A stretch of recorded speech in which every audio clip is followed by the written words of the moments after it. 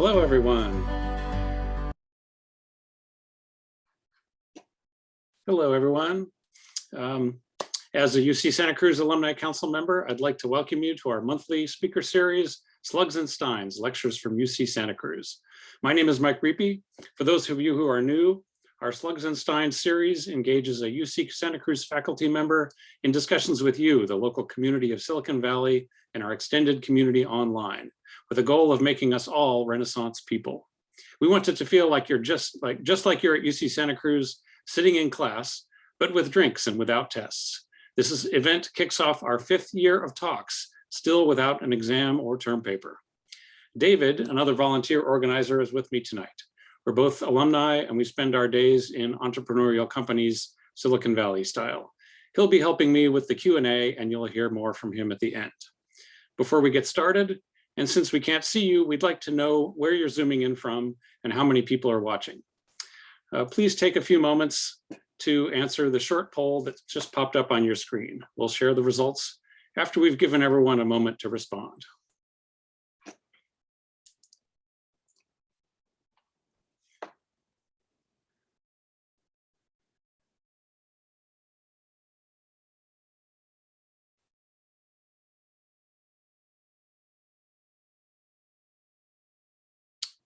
Okay. Now you should be able to see the results of the poll that just popped up on your screen and know who's in the room with you. Most are just one person, but we've got a bunch of couples. It's Valentine's Day, so I hope we got a lot of pairs in there. Let's see, well, we've got 2% dialing in from outside the US and 3% from outer space, so that's pretty good. On this Valentine's Day, we raise a virtual Stein with Stefano Profumo, Director of Physics, the Director of Physics Graduate Studies at UCSC, the Deputy Director for Theory at the Santa Cruz Institute for Particle Physics, and a recipient of the 2014 Excellent in Teaching Award. Profumo earned his graduate degrees from Pisa and Trieste in Italy. In 2007, he left a position at the California Institute of Technology to join the faculty at the University of California, Santa Cruz. Profumo's research work spans particle physics theory, cosmology, and high energy astrophysics. He has published over 170 peer-reviewed articles, most on the topic of particle dark matter. His research work has been cited around 20,000 times according to Google Scholar, and he authored the textbook An Introduction to Particle Dark Matter. If you have questions for our professor, please type them in the Zoom Q&A box at the bottom of your screen. We'll address questions at the end of the talk, but you don't need to wait until the last minute. You can type your questions in at any time. If you see someone else's question that you like, you can upvote it and we'll ask it sooner. This talk is being recorded. In a few days, you'll be able to find it on the UC Santa Cruz Arts and Lectures YouTube channel. We'll post the link in our social media channels and our follow-up emails. Okay, does everyone have their Stein? Great, I've got your slug, Professor Profumo. Thank you so much, Mike, for the very nice introduction. I'm gonna go ahead and share my slides with you all. Can you see everything all right? Yes, Let me say yes. Good. Yes. Excellent. So good evening. And again, thank you so much for having me tonight. I'm really excited to be here. And thanks for the opportunity, Slugs and Steins. Wow, I'm pretty sure I've never had a Valentine's Day with so many people before. This is truly exhilarating. And on the topic of Valentine's Day, let me offer a truly beautiful quote from Carl Sagan. He says, "For small beings such as we, the vastness is only bearable through love." My talk tonight is about cosmology. Cosmology, I'm afraid, is fundamentally a very arrogant endeavor. Cosmology intends to be the science of the origin, of the development, and of the final fate of the universe. It addresses profound, fundamental questions that live deep inside humans. How did we get here? What is out there? What will eventually happen to this all? Just like in this amazing painting by Paul Gauguin, where do we come from? What are we? Where are we going? Cosmology is metaphysics. It tries to give a coherent account of the structure of the world, capable of explaining our everyday and scientific perception of the universe. In one form or another, and for good reasons, we've been at it for thousands of years all over the world. Ancient Egypt, Mesoamerica and the Mayans, China, and of course the Bible. In cosmology, look, it's a weird science. It is not an experimental science. You cannot restart the universe like you run an experiment and see what happens. But rather, it's a historical and archaeological science. What we look at is what the universe looked like in the past. When we look at the moon, we actually see how it looked like 1.3 seconds ago. The sun in the sky is its 8.5-minute-old self. And the light, the beautiful light that on a clear night you can see across the sky, our Milky Way. In some cases, those stars emitted light many tens of thousands of years ago. And the light from our sister nearby galaxy, Messier 31, also known as Andromeda, which, by the way, you can almost see with your naked eye on a clear night, was emitted over 2 million years ago when Homo erectus was around.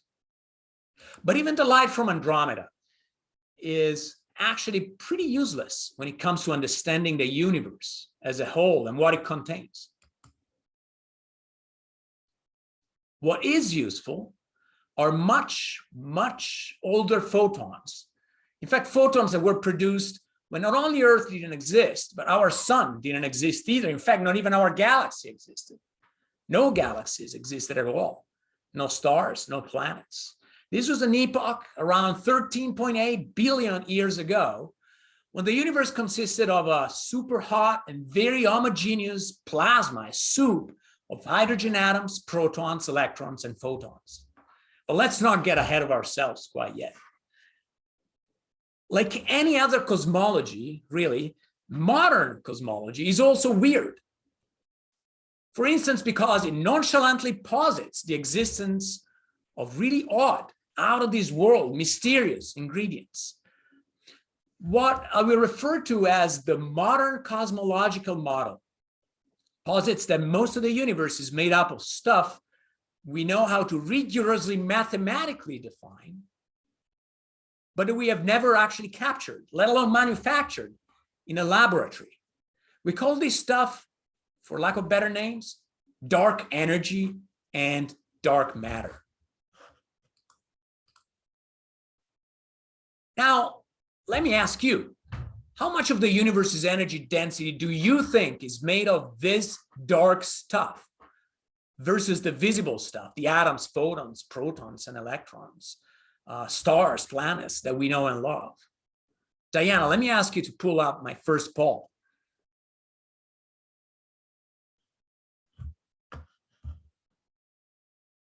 And I'm going to give you 30 seconds to pick how much of the universe energy density you think consists of dark energy and dark matter.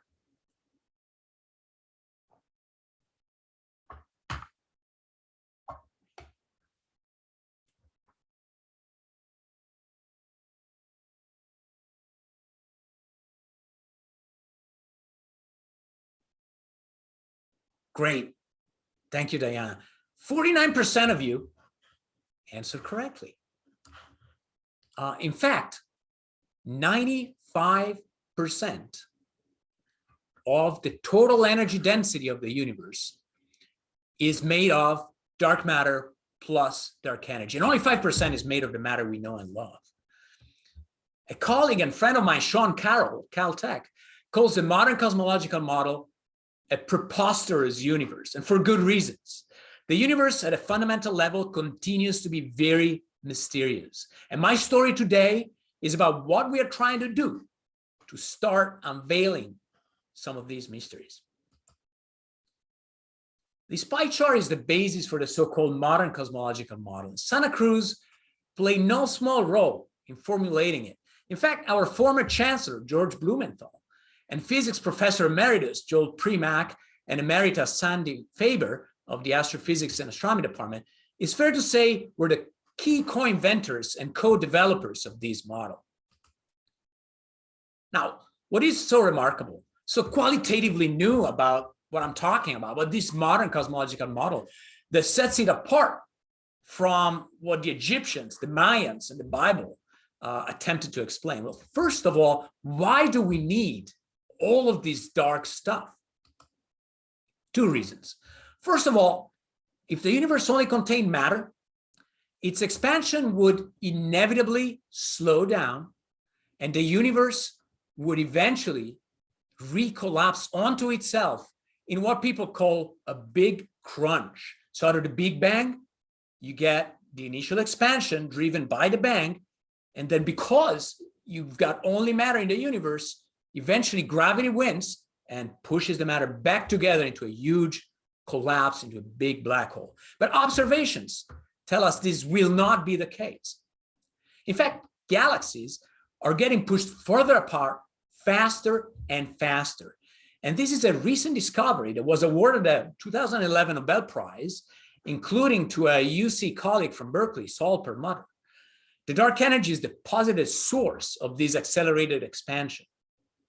It does not clump gravitationally like matter, but rather pushes things apart, making the universe expand faster and faster forever, making it a darker and darker place. Incidentally, it always sort of moves me that humanity appeared on Earth at a rather special point in time in the history of the universe, when the observable universe had not yet literally escaped from our view. In a matter of a few billion years, we would have been left staring only at nearby galaxy like Andromeda, the beautiful galaxy we were staring at before. As pretty as she is completely incapable of even realizing the universe is expanding at all. Second, the dark matter. Co-discovered by Fritz Zwicky by observing the motion of galaxies within large clusters of galaxies, and Vera Rubin, who unjustly was never given the recognition she should have received for her discovery of dark matter in galaxies. What Vera did was study the speed at which gas molecules move around these key galaxies. And we're going to show a plot to you guys later. The dark matter needs to exist in giant halos that hold galaxies together, and direct observations confirm that it does. More on these later. In fact, dark matter is needed for the earliest stars, protostars, and galaxies to form to begin with. Like my friend and colleague Rocky Kolb of the University of Chicago artistically puts it, dun, dun, dun, dun, dun, dun. Don't let the bright light fool you. The dark side controls the universe. Dark matter holds it together, and dark energy determines its destiny. Now, y'all, I'm a particle physics theorist, and I have no problem whatsoever contemplating preposterous, out of this world theories. Matter of fact, this is part of my job description. What matters to me when I look at a theory, at a model, is whether or not it explains more than it posits, and with what accuracy it makes predictions that can be compared with data and observations. In other words, is a standard model of cosmology a useful theory and not only a weird theory? Look, I'm a particle physicist, and we used to make fun of cosmology, especially when the word was used in conjunction with the word precision cosmology. You gotta be kidding me. In particle physics, we actually are pretty good at making predictions out of a theory. And usually these predictions compare really, really well with experiments. Let me tell you a story real briefly. A few decades ago, Julian Schwinger and Richard Feynman and others made a prediction for a quantity known as the magnetic moment of the electron. And incidentally, I love quotes, and these two quotes are just some of my all-time favorites for physics. Schwinger says, "My laboratory is a ballpoint pen."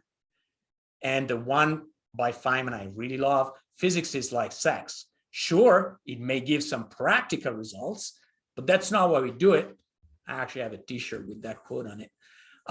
This prediction, the prediction of the magnetic moment of the electron, was and partly is still being refined, but fundamentally, at least to the level of this diagram A, is something I teach our physics PhD students in the first or second year. In some units, the theory says that the magnetic moment of the electron should be this. And this is the value that my esteemed experimental particle physics colleagues measured. Now stare at these numbers. They're remarkably similar. This is a beautiful, stunning agreement to 12 significant digits. What does that mean? It means that your theory works so well that it can predict stuff to 1,000th of a billion accuracy. Now, it's kind of hard to wrap your mind around how amazing that is. To put this in perspective, it's like predicting where something is in San Francisco from New York or vice versa to better than 1,000th of an inch. And apologies here for betraying the metric system. It's pretty amazing. Now, for the longest time, we particle physicists used to say that for a cosmologist, 3 = 10 is a pretty good prediction. And apologies for showing one equation here. I promised to myself I show none. Well, not anymore. Check it out. This is one of the key predictions of the standard cosmological model. Now, what this is a prediction of fluctuations of the temperature of these ancient cosmic microwave background photons. These are photons emitted 13.8 billion years ago. And if you look at this curve, it really does a good job at going through these points. Each data point is a possible gun to the head of the theory that could kill modern cosmology. I mean, look at this. I'm a theorist, so I don't know much about data, but that sure looks like a very good fit to me. So like any theory, our model of cosmology has a certain number of input parameters, 6, but it makes a ton of predictions. And here's just a partial list of these outputs. In other words, any one of these predictions could kill the theory. And in fact, there's thousands more predictions. But there's, I'm no philosopher of science, nor do I want to be one, but I understand that a theory with some dignity must offer its flank to experiment. As Karl Popper put it, insofar as a scientific statement speaks about reality, it must be falsifiable by data, it can be killed by data. And insofar as it's not falsifiable, it does not speak about reality. And this dark universe theory does that. It is falsifiable, it makes predictions compared to experiments. And what's more important, it works. And it is useful. For instance, modern cosmology has predicted new phenomena should appear, like something called baryonic acoustic oscillations. And sure enough, after it was predicted, this baryonic acoustic oscillation was actually beautifully confirmed by observations. One example out of many. So let's cut to the chase. We've got a successful theory, admittedly with preposterous, mysterious ingredients. So let's look at these ingredients a little bit closer. Remember, the biggest one of the two big elephants in the room is the dark energy. And yet, your speaker tonight is all about dark matter, the smaller of the two elephants. Why? Well, believe it or not, while quantitatively the dark energy seems to be the biggest of the two elephants in the room, we actually have a pretty good candidate for it. It's called vacuum energy. Yep, right. In quantum mechanics, the vacuum ain't exactly vacuum, ain't exactly empty. Rather, it is populated by many quantum bubbles, vanishingly small, elusive particle, anti-particle pairs that pop in and out of, well, nothing. What is most interesting is that these quantum bubbles actually have energy associated to them. And in some form, this vacuum energy has actually been measured in the lab. And that energy is exactly of the type needed for it to explain the dark energy and thus explain the accelerated expansion of the universe. Now, in full disclosure, quantum mechanics is a little bit too generous, and naively, if you ask me to put in numbers, one would expect a dark energy that is, well, about 120 orders of magnitude larger than what the universe needs. What's 120 orders of magnitude? It's 1 followed by 120 zeros. But yet, this is what in physics we somewhat euphemistically call a fine-tuning problem. A good one, if you ask me. It's not a fundamental conceptual problem. It's a matter, at least to me and others, to understand why the knob has to be turned that way rather than in any other way. In other words, the naive prediction might be right if you subtract off an opposite and almost equal, but not quite equal, negative cosmological constant, which actually might also be there. So if you want this fine-tuning problem, it's a big deal, but it's a bit of a detail. And yet, that might actually not be the end of the story. Some amazing folks here in Santa Cruz and elsewhere are leading efforts within the Dark Energy Survey, the Dark Energy Spectroscopic Instrument, and the forthcoming Vera Rubin Observatory that formerly was known as LSST, in part to test also whether vacuum energy is a good enough explanation for the dark energy, or if the story is fundamentally more complicated. Steve Ritz is the project scientist. The Vera Rubin Observatory. Connie Roccazy was one of the discoverers of baryon acoustic oscillations. Alexo de Tode and Tesla Geltima played big roles in both of these collaborations. So stay tuned. The dark matter is a lot more of a headache. Listen to me. We know the dark matter is fundamentally something new and weird. Thus, to me, it's fundamentally much more exciting to think about what the dark matter is. Actually, let me qualify what I just said. We actually do know what the dark matter is, but only 1% of it. It is neutrinos. If you're Italian or speak Italian, you realize why neutrinos are called neutrinos. In fact, by none other than Enrico Fermi, who hails from my same alma mater, the Scuola Normale in Pisa, Tuscany in Italy, the city of the Leaning Tower. Now, folks in the early 1900s had realized that radioactive processes produce some new, very weakly interacting, very light neutral particle, but that particle was not the one neutral particle folks knew and loved, the neutron. Rather, it was lighter, much more weakly interacting version of the neutron.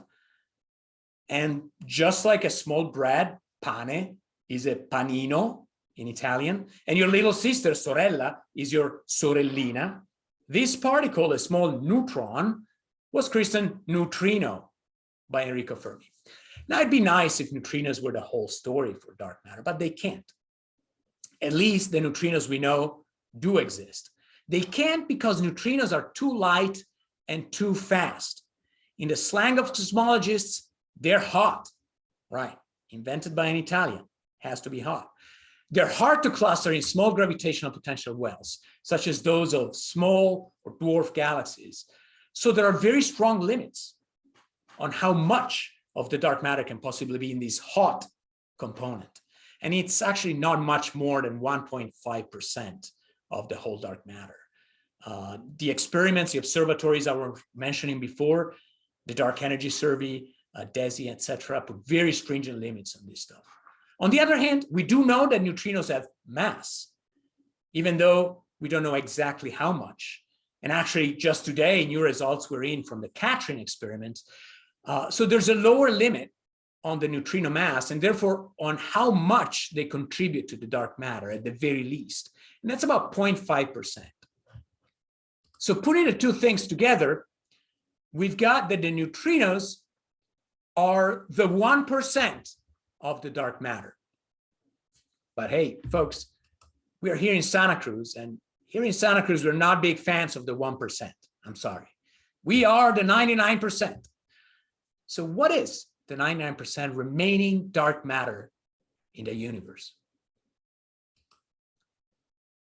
What do we know about the dark matter?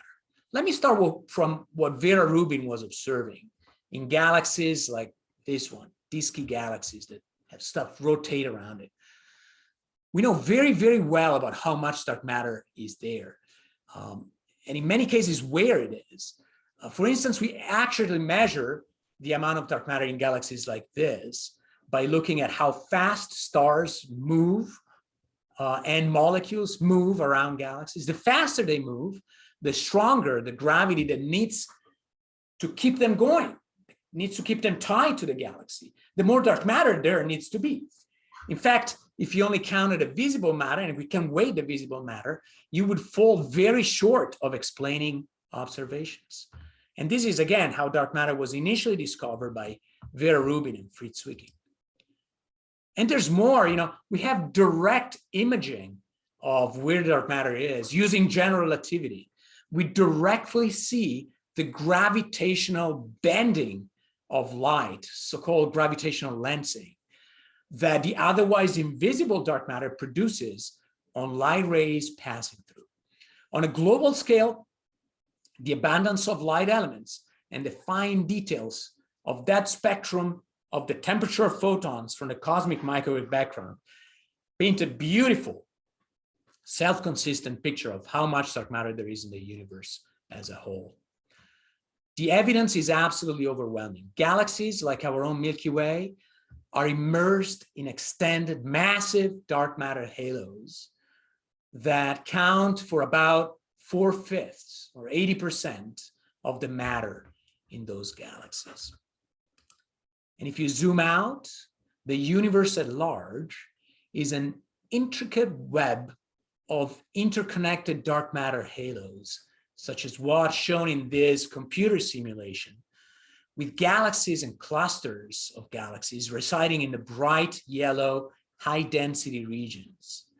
And incidentally, here in Santa Cruz, we have some of the world leaders in cosmological simulations, such as Joel Primack, I mentioned already, and Piero Madao, my Italian friend in the astronomy and astrophysics department. Yet, right here in the solar system, right here on Earth, there actually is not that much dark matter. Actually, let me ask you, can you guess what is the dark matter mass contained in a volume equal to the volume of the Earth? So if you take the volume of the Earth, right around here, how much dark matter would it contain in total? And Diana, please launch poll number 2 for me. The moon, in other words, the mass equivalent to the mass of the moon, a 20-kilometer radius spherical asteroid, a blue whale, or the mass of a squirrel?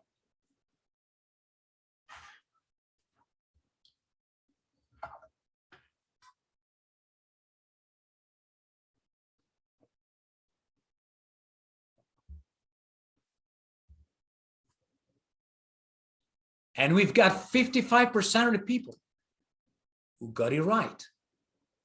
There's about 1 proton per coffee or beer mug on average around here. That's not much. And if you add up the volume of the Earth, you get about a mass equal to the weight of a squirrel.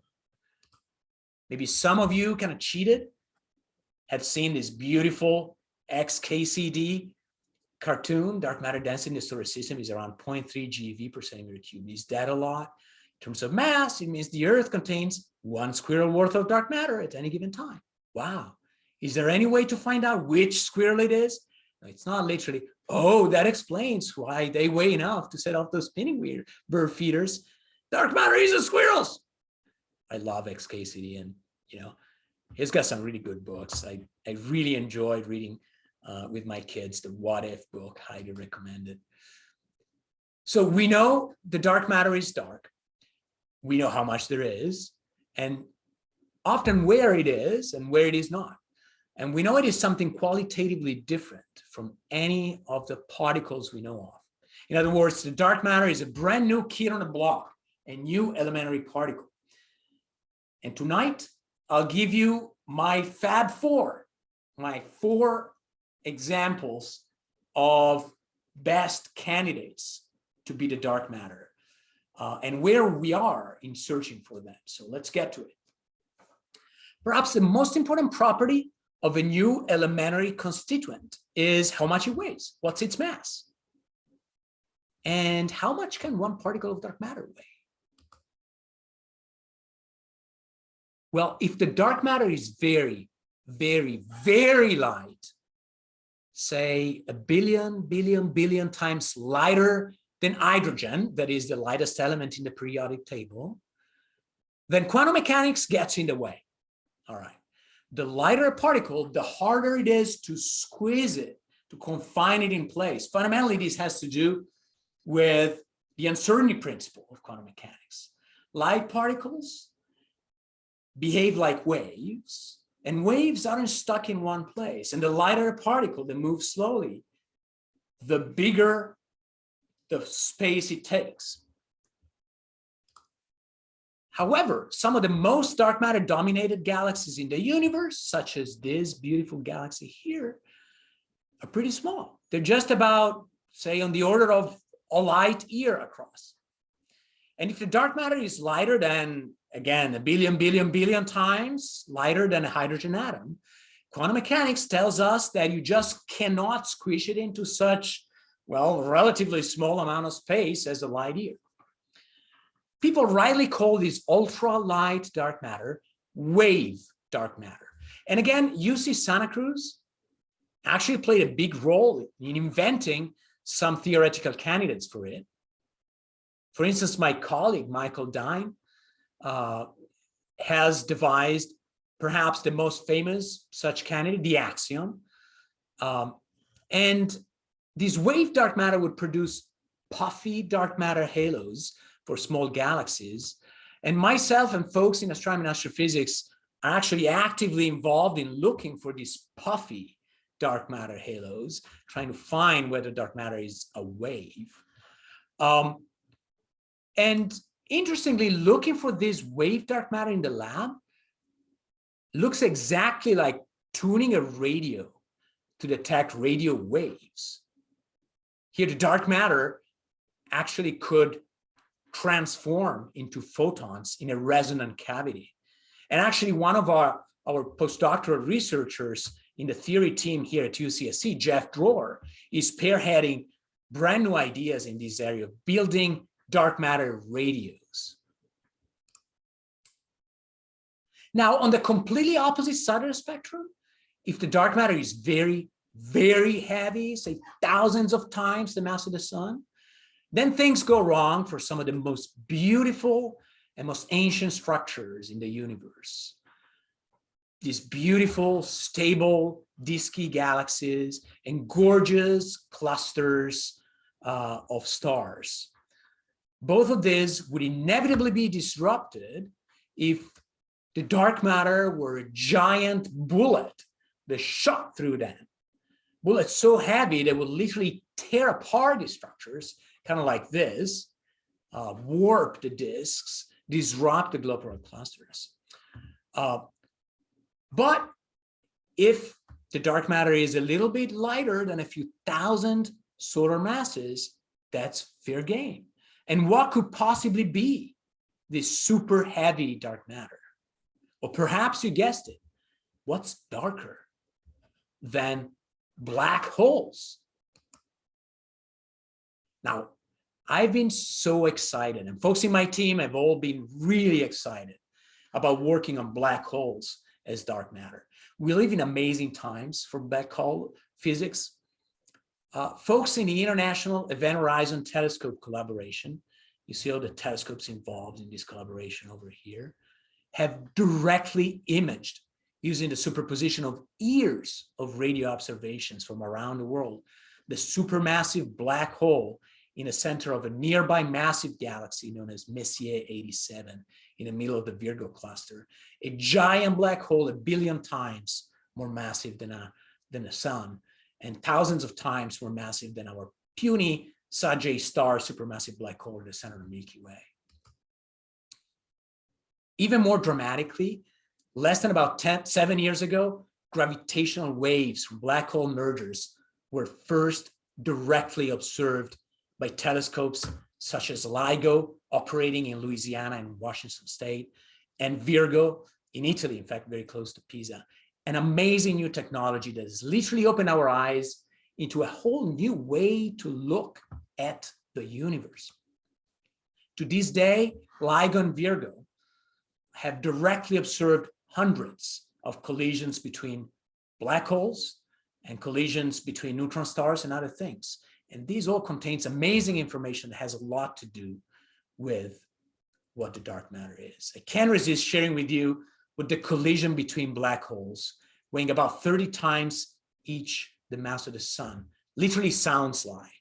So this translates the vibrations of space-time, that is what a gravitational wave is, into a sound wave. Let's listen to it.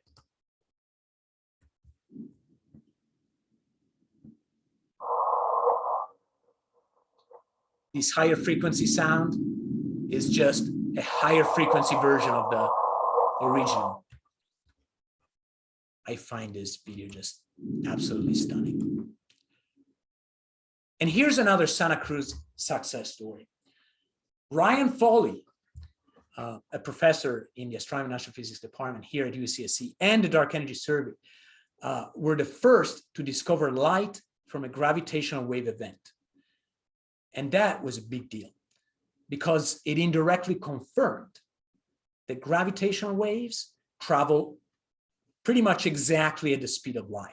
Now, this is very, very big deal for dark matter science because pretty much all theories of modified gravity that do without dark matter, by modifying the theory of gravity, predict that gravity waves should not travel at the speed of light. And in one strike with this observation, Ryan and company have completely ruled out the possibility that there be no dark matter, but the gravity behave differently as a physical law. XKCD again, Department of Astrophysics motto. Yes, everybody has already had the idea. Maybe there's no dark matter. Gravity just works differently on large scales. It sounds good, but doesn't really fit the data. Now, if black holes are the dark matter, they actually cannot be the relatively young black holes that are born out of the death and collapse of massive stars. There would just not be enough of them around to explain all of the dark matter in the universe. Rather, they'd be primordial.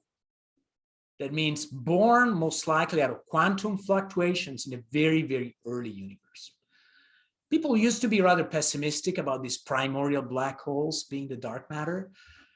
But actually, we put a lot of effort into this, wrote a bunch of papers, and like us, many other groups. And I've had the privilege to work with many, many talented young undergraduate and graduate students. And part of what we did was to show that primordial black holes are actually perfectly fine dark matter candidates. And actually that detecting them is just a bit trickier than what we thought. So primordial black holes would produce gravity waves, but they would also be observable using so-called gravitational microlensing. So what this is the notion that if you stare at a star, and the best constraints are actually staring at stars in the Andromeda galaxy, what you get is a lensing effect. In other words, you get a star whose light is amplified by the lens version of itself. And so you collect actually two images on top of each other, and therefore you lens the brightness of the star as the black hole transits in front of you. This is a very well-known technique that my colleagues doing extrasolar planet searches use every day. And it can be used to search for dark matter in the form of black holes. Now we're running out of time, and we've got two more candidates I want to tell you about. Remember neutrinos?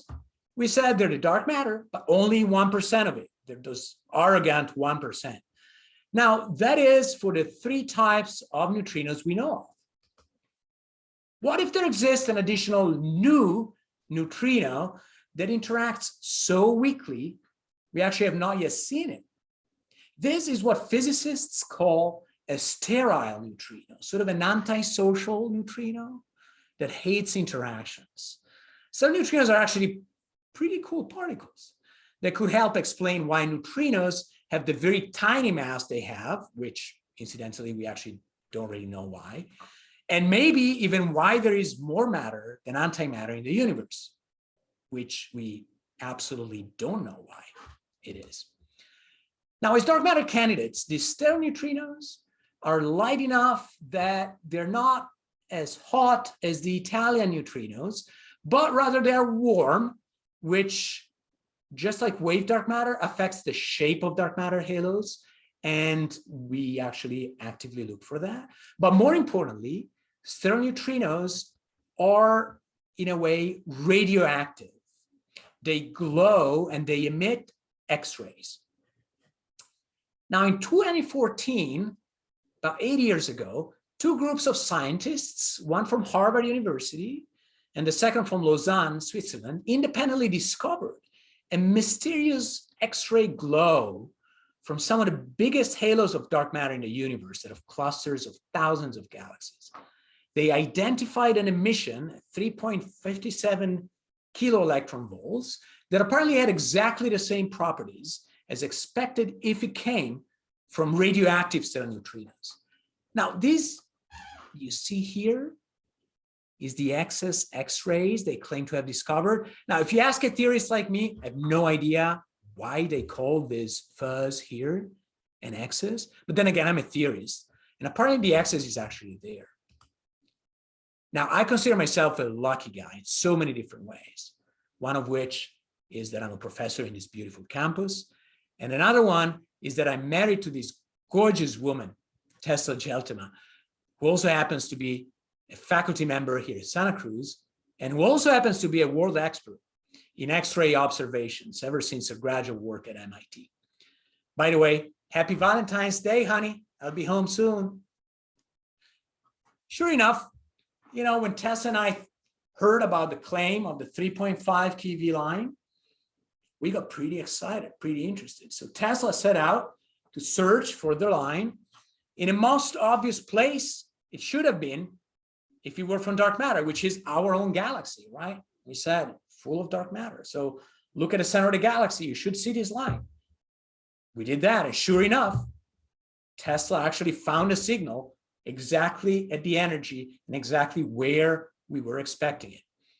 However, we also realized that there were some depressingly simple, ordinary, prosaic astrophysical mechanisms. One of them actually associated with potassium atoms, the excitation, that could have fooled us and the Harvard and Lausanne teams. Incidentally, because of the potassium, we titled one of our papers, Dark Matter Searches Going Bananas, which the Harvard folks didn't really like. Anyways, we needed to use observations of systems with, number one, lots of dark matter, and number two, very little of anything else that could mimic the signal, such as, for instance, potassium or bananas. And the best bet are exactly those dwarf galaxies I was telling you about earlier. Totally dark matter dominated, almost no gas at all. So we looked there, 1 million second long observation, and sadly, Tesla did not find any X-ray emission whatsoever from these dwarf dark matter dominated galaxies. There was nothing, absolutely nothing. And other teams also confirmed our findings, also using different observations. Now, things got really exciting when a Japanese space agency deployed in 2016 a brand new X-ray satellite telescope called Hitomi that could have been perfect and without any doubt would have discovered or refuted the dark matter origin of this mysterious X-ray signal. Unfortunately, due to an engineering error, turning one way or another to correct the orbital trajectory, it died after 1 month. It destroyed itself in space. But sure enough, in its short-lived 1 month existence, it looked for the X-ray signal and didn't see it either. It was a little bit too short of an observation, however. Luckily, as soon as later this year, a replacement telescope is planned to be sent in space called XRISM. It's a collaboration of JAXA, the Japanese Space Agency, and NASA. So the hunt for stellar neutrino dark matter continues. Finally, for the last candidate, perhaps the most orthodox, the one that literally has attracted by far the most amount of taxpayer money and of my scientific career. Ladies and gentlemen, the WIMP.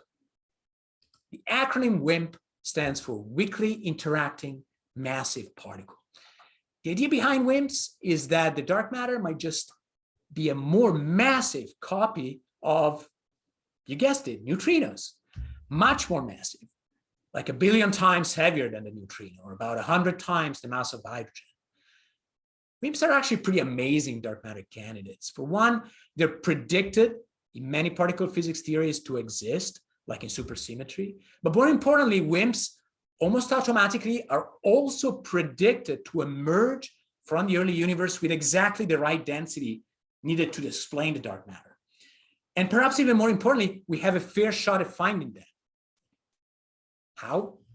Well, one possibility is to detect the dark matter in pretty much the same way we detect every other particle, from the interactions of the dark matter with normal matter in some detector.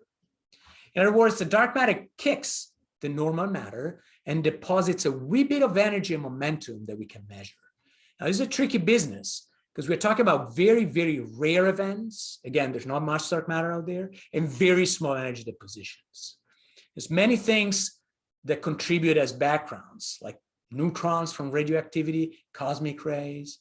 But this field has seen tens of different extraordinary teams across the globe work for decades, building even greater detectors looking for the elusive WIMP. What did they find? Nothing. WIMPs don't seem to be where they're supposed to be. Is this a dead-end road? Not quite. For one, we might have been looking in the wrong place all the way along. And instead of 100 times heavier than the hydrogen, WIMPs perhaps are much lighter than hydrogen, say 100 times lighter than it. These light WIMPs would not have been detectable at all so far, would have gone completely undetected, but they might with new technology. Now, again, here in Santa Cruz, with a team of my amazing material scientist colleagues, both from physics and engineering, we're trying to entice a private donor to help us pursue one such new technology to go after light WIMPs. And the idea is to use graphene. Graphene is a two-dimensional material, lots of electrons floating around, embedded in superconducting Josephson junctions that would be able to detect very, very tiny energy depositions, 1,000 of an electron volt, and to stack many graphene layers on top of each other. Talk about high risk, high reward science. Let me stop here and summarize. We talked about super light wave dark matter with its puffed up halos that you could tune dark matter radius to, super heavy black hole dark matter producing, for instance, gravity waves and microlensing of stars. Sterile radioactive neutrinos emitting X-rays, and finally WIMPs, but perhaps very light WIMPs. Now, the list is by no means exhaustive, but here's a question for you, and Diana, get the last poll up. In this list, what do you think the dark matter is? And of course, whichever you pick, I promise, not only that we will work on it, but that we'll also discover it.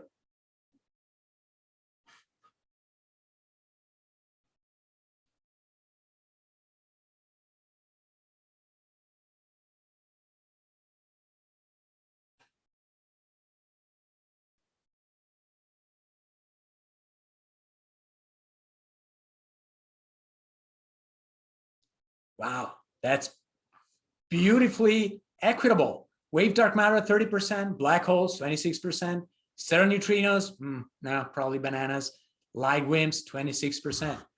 Thank you so much. In closing, this is a really exciting time to be thinking about what most of the matter in the universe is made of. And I'm so fortunate to be in a hotbed of amazing scientists here at UC Santa Cruz, making a difference, the bleeding edge of this field. But perhaps the thing that really excites me the most is to educate and train the next generation of dark matter scientists and cosmologists. Unfortunately, the federal agency that sponsors my research, the US Department of Energy, does not allow me to fund undergraduate research with my research funds. And yet, undergraduates are contributing so much to our work. As you know, as beautiful as Santa Cruz is, this place is tremendously expensive to live in. And asking undergrads to stick around in the summer when faculty don't teach, and frankly, most of the research push happens, is a big challenge. This is why tonight I'm fundraising to support summer undergraduate research internships in UCSC's particle theory group. I'd be really grateful if you thought this was a cause worthy of your support. Thank you so much for your attention, and I look forward to your questions. Thank you so much, Professor. That was marvelous. Thank you, Maya. So we have a number of questions. Jenna, we'll start with Jenna's question. Why are sterile neutrinos colder than normal neutrinos? Yeah, great question. Fundamentally because they're heavier. So normal neutrinos weigh about, a fraction, perhaps 1,000th of 1 electron volt. And sterile neutrinos weigh thousands of electron volts. So, like anything else, heavier stuff moves more slowly. And so sterile neutrinos are not as hot as normal Italian neutrinos. So here you go.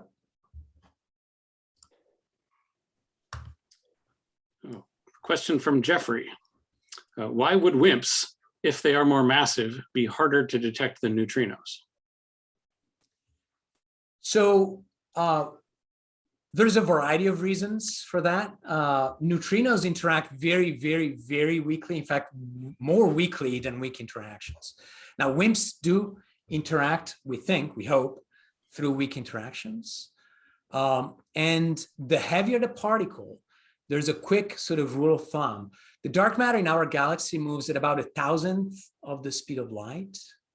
So if you have a particle that weighs 1 million, then it deposits 1 in whatever units, because it's 10 to the negative 3c squared, deposits 1 in energy in your detector. So if you have a heavier dark matter, it's a little bit easier experimentally to look for the energy deposits. Great question, Jeffrey. Thank you. David Cohen asks, could dark matter be some combination of the 4 possibilities? That is a great question. And in fact, even before coming here to Santa Cruz, I've written papers on it. This multi-component dark matter. Look at the real world, the visible matter. It's got so many different particles, so many different elements, composites, etc. Why do we think that the dark world be so simple as containing only one part? There's no reason for that. We only do that for lack of a better strategy, right? We try to focus on what we think might be the biggest component, but hey, yes. In fact, black holes are certainly part of the dark matter. They're out there, they behave exactly like the dark matter. The problem is that, astrophysical black holes are just not enough, but they're also a tiny bit of the dark matter themselves. So are neutrinos. So for sure, the dark matter is a multi-component thing. We just hope to detect the bulk of it. Thank you for the question. Yeah, we have some compliments coming in. Art says, great talk. His wife, a retired physician, and he were delighted to learn so much contemporary physics. So thank you. And Gennaro Lozano, sounds like an Italian friend of yours, said, great talk. We have a question from Jack. Assuming you could find a spot on Earth that has a trace of dark matter, if you could bring that particular area down to absolute zero, could we potentially find anything? Again, assuming that we were dealing with really light particles. Yeah, thanks for the question, Jack. So, the problem is that the dark matter actually travels, like I said, pretty fast, about 1,000th of the speed of light, which doesn't seem much, but it's still, 300 kilometers per second or so. So the dark matter just doesn't really stick around. However, as you seem to allude to in your question, maybe the dark matter could pierce holes in the Earth, or and this is again something I've written recently a paper with some of my best graduate students. You could look for very ancient crystals, right? These very regular old crystals, and maybe you could spot a defect that a passing heavy dark matter particle could have left inside the crystal. These are called paleodetectors, and the notion is that, while they might not be as big as the detectors we use today to look for dark matter, they've been around for, billions of years. And so you use that long exposure to your favor. So that's being actively researched. Another possibility is the dark matter accumulates in the center of the Earth. It explodes there by finding each other, and it warms up the Earth a little bit. And so these anomalous heating of the Earth, of any other planet, in fact, can also be used to look for dark matter. So, we've been thinking about lots of different things, but more ideas are welcome. Here's an idea from Warren. If dark matter is non-baryonic, and if space-time turns out to be not quantized, is it possible that dark matter particles, or whatever stuff they're made of, exist at vastly smaller sizes than the fundamental particles of ordinary matter and energy?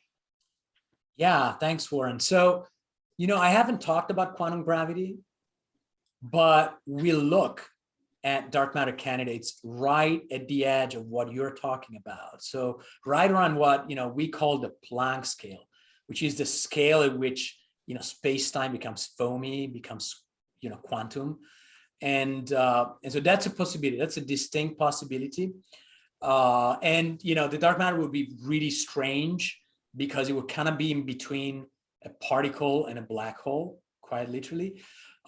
So how could we detect it? It's very tricky to detect Planck scale dark matter. Recently, we came up with a possibility which has to do with the fact that, this Planck scale dark matter could actually carry a charge.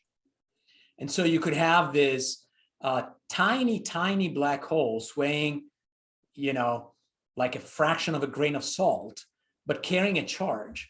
And again, you can think about going after them. But really, quantum gravity, operates at scales that are otherwise, very different from the large scales in which dark matter manifests itself. So we're pretty safe, from the headaches that quantum gravity otherwise gives us. Thank you for the question, Warren. Now we have a question from Alex, and let's see if maybe you know Alex, but I do. He's my son. He's 11 says, years old. Says down with sterile neutrinos. The universe is left-handed, so maybe you could address handedness. Yes. So I see that that my wife is brainwashing my kids, because Tesla is actually left-handed, and she's got something against. In physics we have this thing, the right-hand rule, and why is that? Why not the left-hand rule? And she even has this corkscrew which is left-handed. If you've ever tried to open a bottle of wine with a left-handed corkscrew, I mean, let me tell you, especially if you've had a couple of glasses of wine, it's almost impossible. So anyways, yes, stellar neutrinos are a beautiful possibility, and I've mentioned that they might have to do with more than one problem. Like, they might have to do with explaining why the other neutrinos have mass, why there's more matter and antimatter. And every time, as a theoretical physicist, you can kill more than one bird with one stone, you go for it. So I like him. Tali, Notice that you didn't mention axion-like particles as one of the top 4. Is there any specific reason you placed your top 4 above ALPs? Thank you, Tali. So I kind of cheated. I did mention axions very briefly and mentioned that Michael Dine, my now recently retired theory colleague, is one of the co-inventors of axions. And, you know, axions fundamentally behave like wave dark matter. So, you know, it goes into the first category of dark matter candidates I've discussed, even though actually axions are more, you know, more massive than the wave dark matter that will create puffy halos. So axions are very well motivated. There's a large program, actually mostly run over the hill at Lawrence Livermore National Laboratory. And, you know, I almost went there instead of Santa Cruz. Thank God I didn't, because Santa Cruz is a lot nicer than Livermore. But they have a huge investment in looking for axions with microwave cavities. So, you know, we are going after them. And like I said, you know, the idea is essentially like having a radio. And Tali, I don't know if you're old enough to ever have used those radios that you actually turned a knob to tune to stations. I'm pretty old, so I've used those radios many times. And that's the same idea. So with axions, you change the cavity's shape, quite literally, you change the cavity shape, and you try to tune it to the mass of the axion and try to detect axions. So yes, I like axions. I think, you know, they're a very, very likely candidate. And, you know, they're in my heart in the #1 category of wave dark matter that I've talked about today. Thank you, Tali. Oh, we have a question from Kirk. He's obviously looking around a bit. Are those real equations on your chalkboard, or just a backdrop? And he says, what are they? Like, I wonder, do we see some unpublished work here? Yeah, don't look, don't scoop my work. Yeah, you know, the beauty of being a theorist is that I get to play with chalk a lot, which I like. I actually have a special Japanese type chalk that doesn't get your hands all, you know, white. It's very fancy. So that's, you know, how I invest my conspicuous faculty salary, buying Japanese chalk. Thank you. Ryan asks, do any of these candidates disprove others if detected? Absolutely. You know, while it totally makes sense that the dark sector comprises multiple candidates, you know, if we find evidence for a candidate, the next thing you want to do is to measure, to quantify how much of the dark matter is in that candidate. And we have good ideas about how to do that. You know, probably the easiest thing is if dark matter is in primordial black holes, actually. But even if it swims, you know, measuring how much of the dark matter is made of WIMPs once and if you detect WIMPs is, you know, item #2 on the list. First, you detect it, and second, you try to quantify how much of the dark matter is made of that particular candidate. Thank you for the question. Question from Kenneth. I think he's looking for some help with the math, right? Isn't there a contradiction over the black hole theory because of density? A black hole is very dense. A thimbleful has the mass of the Earth. I think that's maybe a neutron star, but the density of dark matter, the size of the Earth, has the mass of a squirrel. Yeah. So Kenneth, thank you. Great question. So it's true. Black holes, you know, even the primordial black holes I've been talking about, the lighter primordial black hole that can exist without evaporating weighs about, you know, 10 to the 16 grams. To put that number in perspective, that's about an asteroid. And like you said, you know, black holes are very small, but they weigh a lot. So, you know, the smallest primordial black hole dark matter candidate would weigh as much an asteroid. It would be, you know, a millionth of a centimeter in diameter. So very, very small. Is that a problem? No, it's actually not a problem. It would just, you know, the galaxy is much, much bigger than Earth. And we have evidence, collective evidence of dark matter on galactic scales, right, on kiloparsec scales. So as long as the dark matter, is not as big as a kiloparsec, which it's not because black holes are very small, then it would still behave essentially like a fluid. It would be in these discrete, very heavy point black holes, but collectively they would appear to behave exactly like dark matter. So you make a very good point in that, we got to be careful. In fact, I have a project with an undergraduate student looking at how the formation of early stars might be affected if the dark matter is black holes. Because you can imagine that, if the dark matter is made of black holes, when the first population of 3 stars form, these black holes will get in the way of gas collapsing into stars. So we want to look into that. That's, in my thinking, probably the best place to look for this granularity effect associated with dark matter. Very good question. This might lead into more discussion of squirrels here. So did you say that the mass of dark matter within the Earth is the mass of a squirrel, but dark matter is 25% of the universe and there aren't many squirrels outside? Why do we have so little on Earth? Yeah. So, what is, to me, so mind-boggling about the universe is how fundamentally empty it is, right? Within our own galaxy, there mostly is nothing.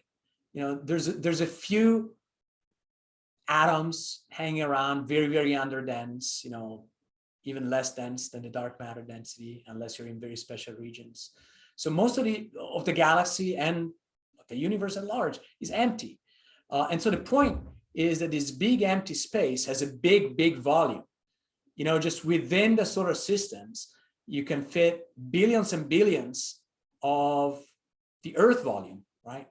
And so that's why it's sort of deceiving that, the matter on Earth is so concentrated, so dense, that is deceiving to think that the dark matter, doesn't weigh much. The dark matter is very diluted, but collectively, it really amounts to most of the matter in the galaxy. It's just very, very, very diluted. And so, there's not many particles around. And if it's black holes, like we said before, it's even more diluted. Like the lighter it is, the more dark matter particles there are. However, the more massive it is, the fewer, point-like particles there are. But that's just a little bit hard to get your mind wrapped around it. Yeah, thank you. I'm going to take the chance to ask a question of my own.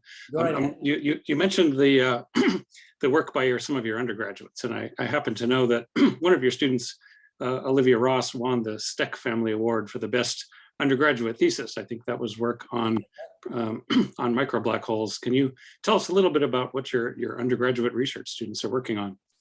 Yeah, so Olivia was just amazing, and she's off to Cornell doing her PhD in astrophysics there.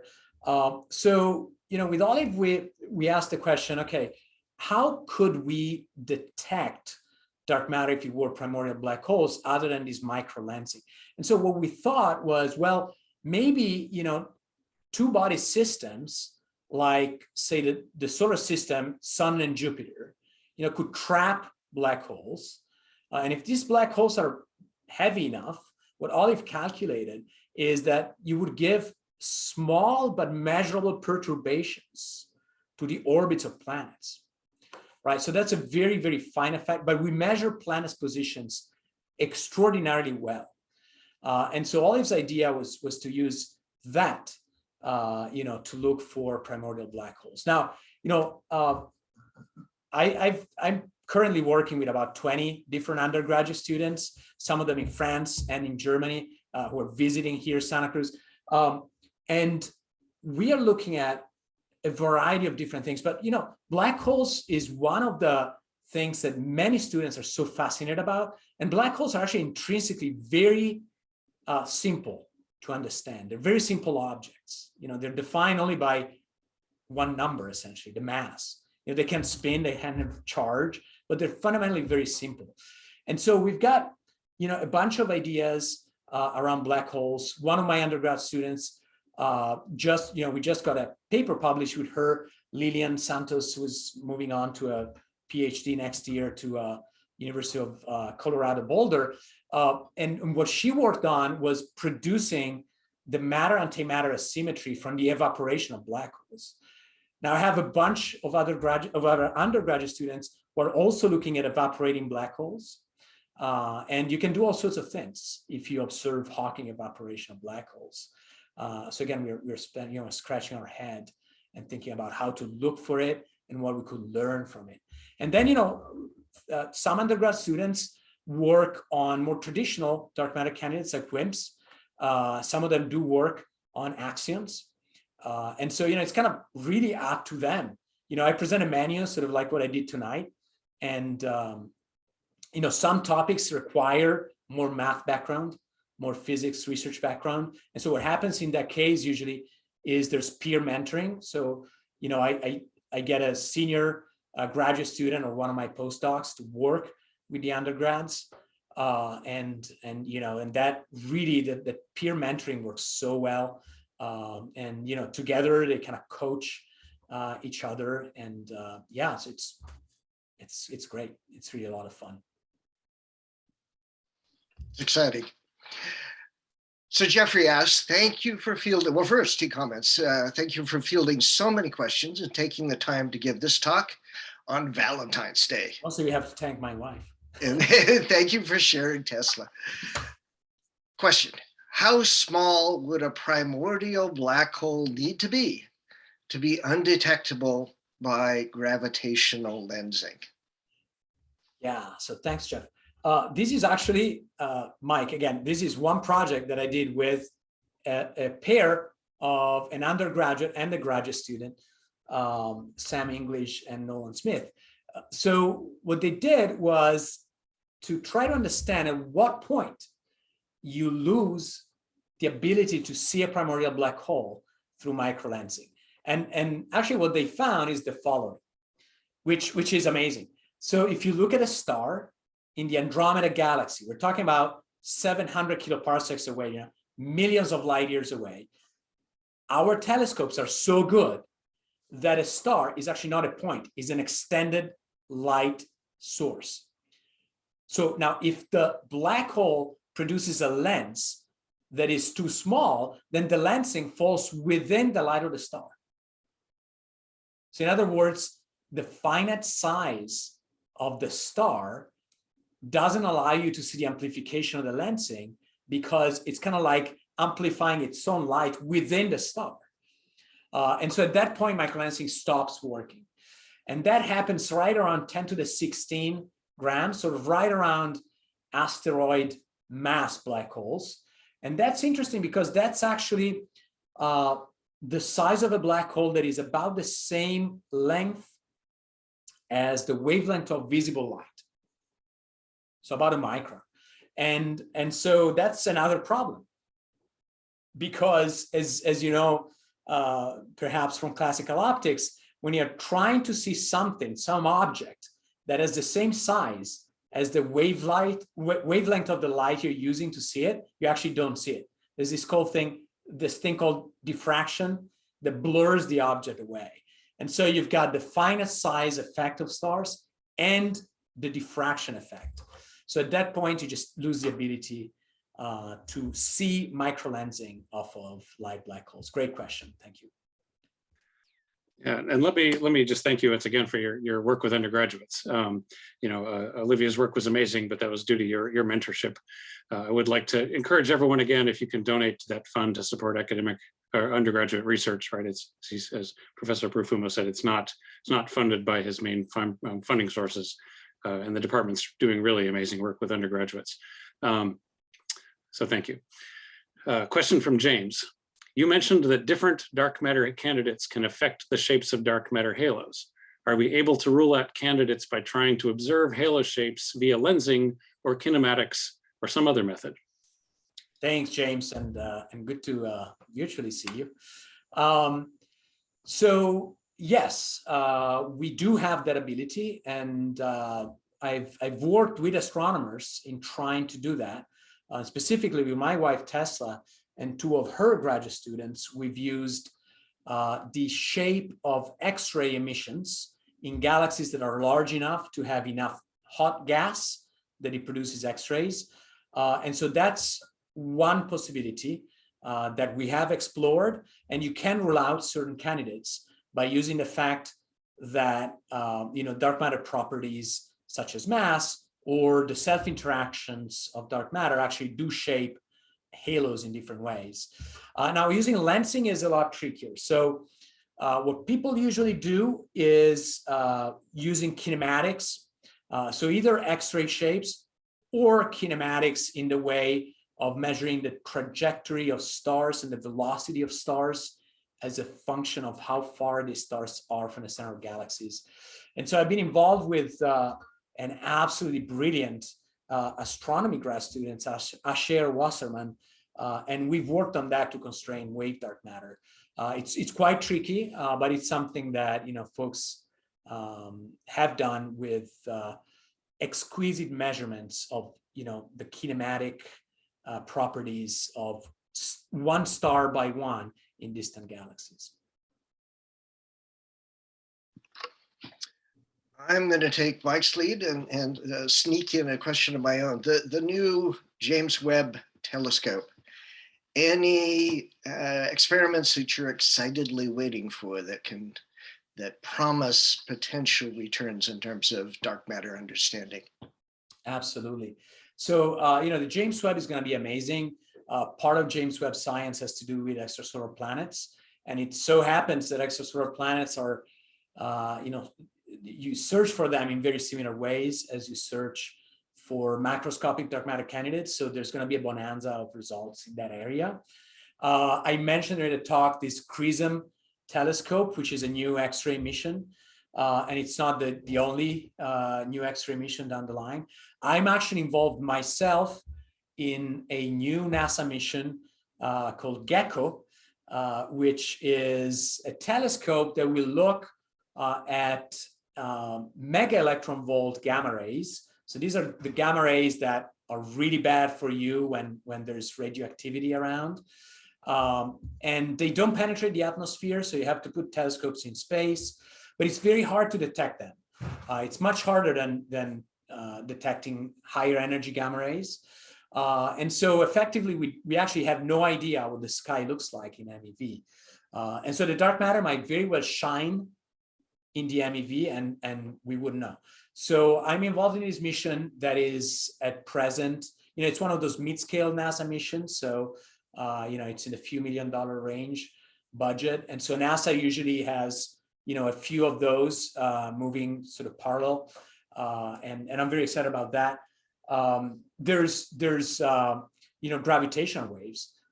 I'm extraordinarily excited about the very, very low frequency gravity wave searches. And these are actually done by monitoring pulsars. So by monitoring radio emitting neutron stars, they're basically perfect clocks.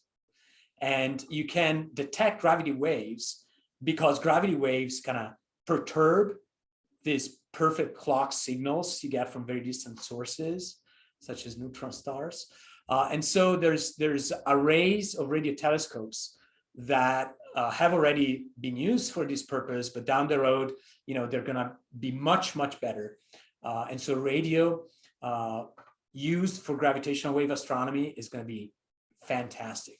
It's going to be really a revolution in looking for dark matter. And then, there's these new ideas like the one I described with my material science colleagues, that really takes sort of the naive thinking of experimentalists to whom, I tell, well, we need to look for milli-electron volt energy depositions. And they're like, yeah, I know how to do that. And, we sit down and we try to recycle their technology, their expertise, and, get some prototype experiment put together. And, then once you demonstrate that, hopefully, federal funding agencies will get behind you and you can upscale and and do things in a bigger scale. But there's really, this is such an open field, and we're just now starting to have way too much fun. Thanks, David. So heads up, we've only got 4 or 5 more minutes of questions, so get yours in now if you have some. Have some related questions from Sharon and Joe. Is it possible that dark matter has changed or is changing over time? And what is the distribution of dark matter? Like maybe it's not uniform, or could it even been passed out of our field of view?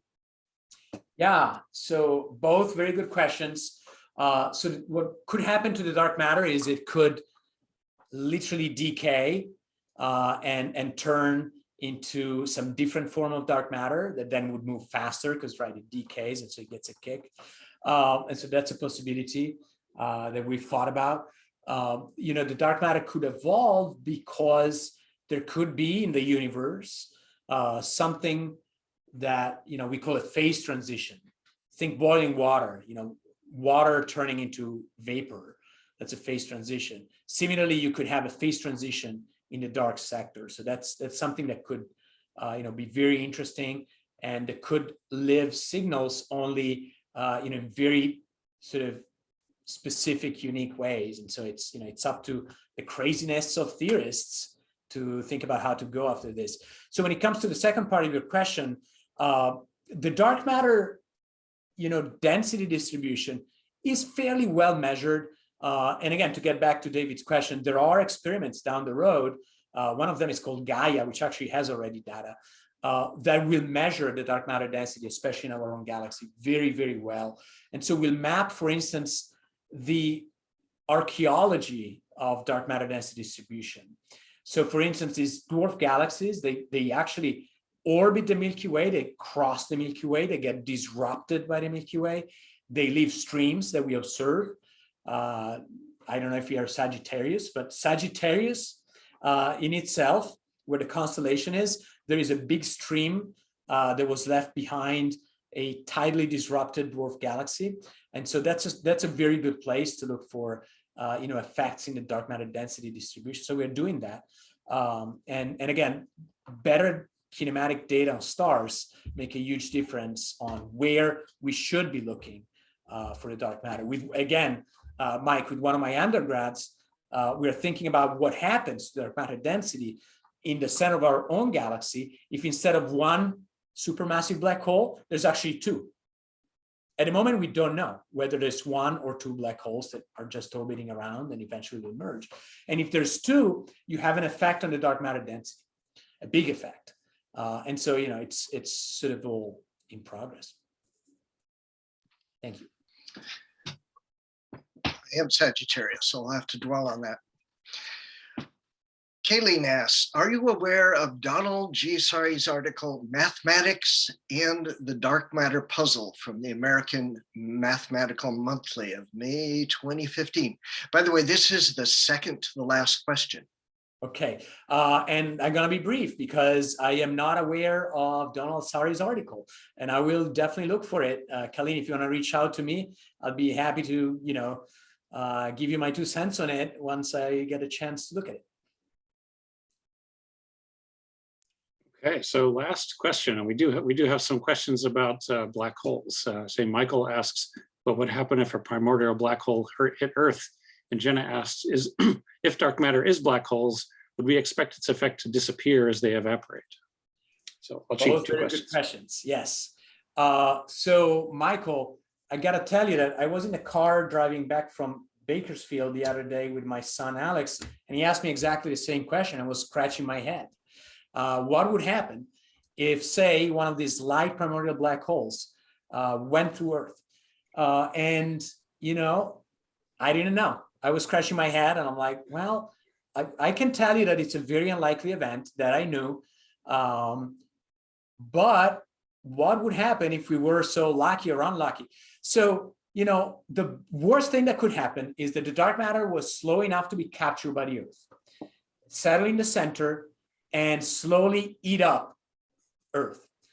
And I can tell you that that's not going to happen. I can also tell you that if you're interested, I have a paper on something similar that could happen, but it can only happen in neutron stars. As Mike was alluding to, neutron stars are very, very dense objects. They're basically like giant atomic nuclei. And so we have a paper where we calculate the quantum accretion of neutron matter inside neutron stars if you have a black hole inside. Now, again, you could not capture a black hole, not even in a neutron star. However, you could form a black hole inside a neutron star by other means. So the Earth would not disappear. The worst that could happen is you would pierce a hole through Earth the size of the black hole that plows through. So black holes are actually very, very inefficient at accreting stuff onto them, despite, you know, the popular science nightmarish scenario of stuff being swallowed by black holes. It's hard to get black holes to swallow anything because they only interact gravitationally, and you have to cross the event horizon to fall in. And typically it would just go around in circles forever. For instance, you cannot accrete the dark matter on black holes because dark matter doesn't lose energy, so it just goes in circles. So if a black hole plows through Earth, it would suck up a little bit of matter, the size of the black hole. Again, if it's a micron size displacement of atoms.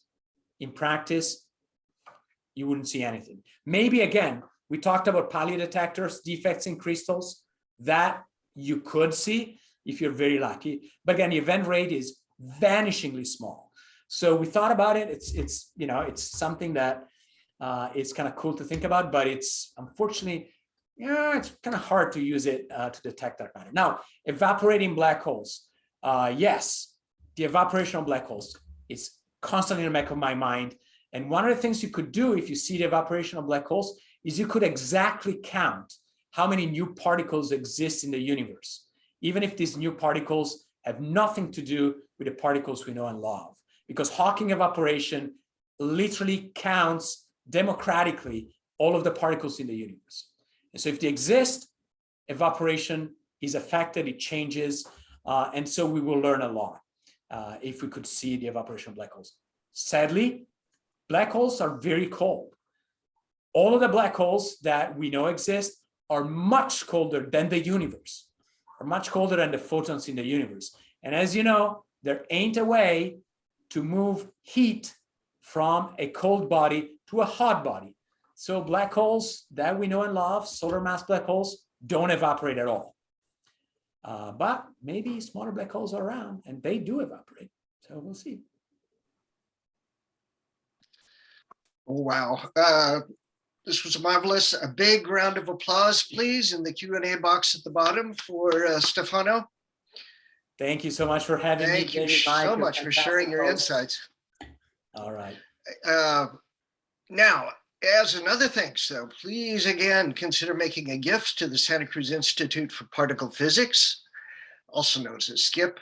And the gifts, the fund, again, directly support this valuable undergraduate research. And again, you find the link in the bottom there. This talk was recorded and it will be available, as mentioned, in the UC Santa Cruz Arts and Lectures YouTube channel in a few days. Also, a round of thanks for the staff of the alumni and university events offices who organized this webinar. Thank you, Shana, Diana, Paulina, and Kristen. Our next event, Monday, March 14th, has the tentative title of Computational Genomics for Poets. It will feature Associate Professor Benedict Patton of UCSC's Department of Biomolecular Engineering and Associate Director of UCSC's Genomics Institute. Benedict oversees the Computational Genomics Lab and Computational Genomics Platform groups at UCSC, which together address biomolecular challenges using computational genomics, algorithms, software, and services. He has a PhD from the University of Cambridge and the European Molecular Biology Laboratory. So there are a few other UCSC events that might interest you. On Wednesday, the CRA lecture series will host a talk by Professor Ari Friedlander titled From Healthy Whales to Healthy Oceans. on novel approaches to studying whales' underwater lives and ways that their food consumption supports the food web. On Thursday, February 24th, a seminar by history professor Greg O'Malley will discuss Beyond the Middle Passage, Slave Trading Within the Americas 1619 to 1807. Both Ari and Greg gave recent Slugs and Steins talks, and this should be a good chance to catch up on their latest research. Now, please note also that Alumni Week is coming in hybrid, virtual, and this year in-person mode also, from April 19th to the 24th. A full program lineup will be announced this week. Mark your calendar and plan to join us. So on behalf of the UC Santa Cruz Alumni Association, thank you for joining us this Valentine's Eve. Now you will have homework. We won't give a test, but we'll have homework. So go off with your Valentine and debate the relationship between dark matter and romance. Our professor has given us a number of hints. I'm sure you can come up with others, but there's squirrels, there's wimps, and there's hot Italian neutrinos. No doubt more as well. And please come back on March 14th at 6:30 p.m. for our next virtual event. Thank you again.